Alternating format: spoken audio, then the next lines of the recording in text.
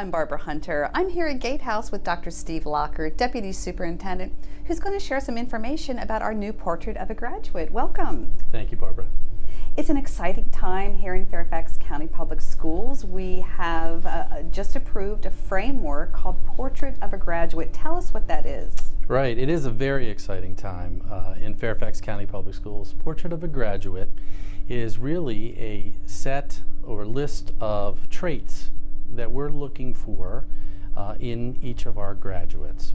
We want our students to have certain characteristics, certain traits when they leave us so that they're ready for whatever comes their way, whether that's college, career, military, whatever comes their way. It provides them with great options to tackle that. And it really is a huge effort. Dr. Garza initiated and started last school year, involved lots of stakeholder groups, community members, of course our school board, business folks, teachers, principals, parents, student input. That student voice is so important.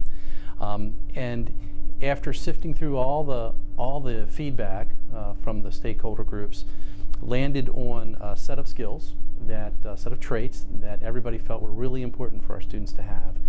And these are things, coincidentally, that our business folks and our college folks would say, these are really important traits for students to have. Yes, foundational skills are important. Yes, the basics are important, but we really, with these skill sets, are looking at application. And so that's how that sort of came about, and that's where we are right now. So it's good to hear that we're not going to be throwing out academic core programs or the core subjects, as you said.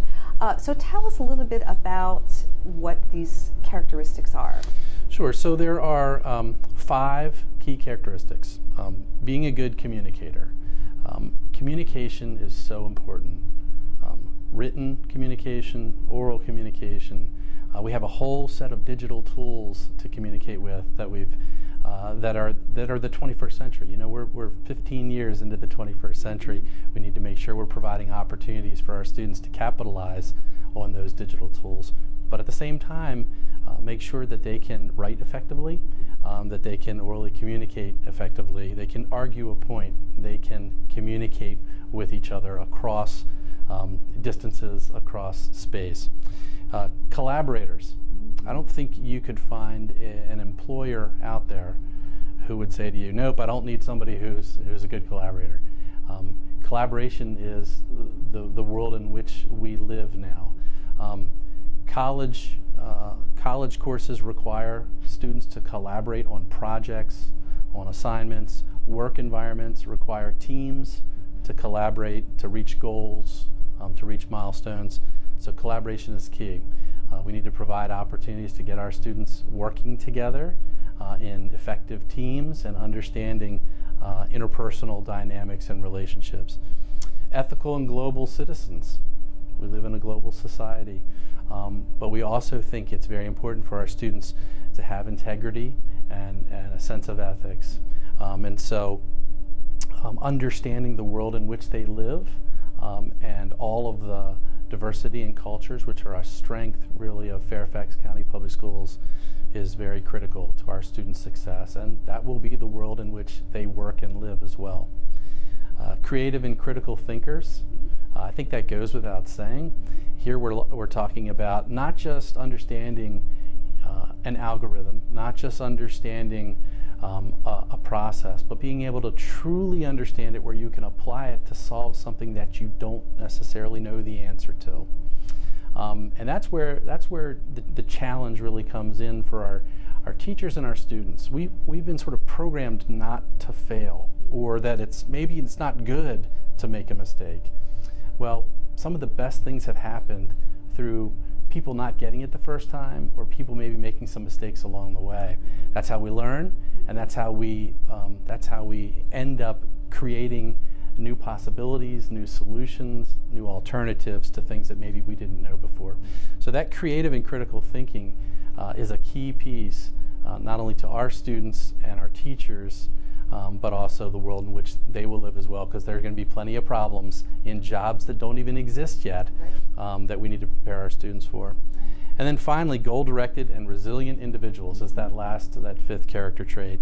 And really we want students to have a sense of following what it is they want to do. So having a goal doesn't mean a real high stakes, I've got to do A, B, and C before this happens. But it's about following a passion and interest and pursuing it and being disciplined enough to persevere, to stay with it. When you don't quite hit the mark the first time, that stick-with-itness. And that's also that resilient piece that will be very beneficial to our students in whatever they face in life. You touched a little bit on assessments in terms of what the kids were showing, what they were doing. Is this going to move us from standardized testing to a more project and demonstrative assessment? Right. Well, I hope so. There is accountability that's driven by state and federal mandates. However, what we need to move more toward is a balanced assessment framework. Yes, we need to make sure that kids can demonstrate a solid understanding of foundational skills. And yes, we need to assess that. However, we also need to assess these things that we're talking about that are important to us with Portrait of a Graduate. Can they apply these skills? Can they communicate them?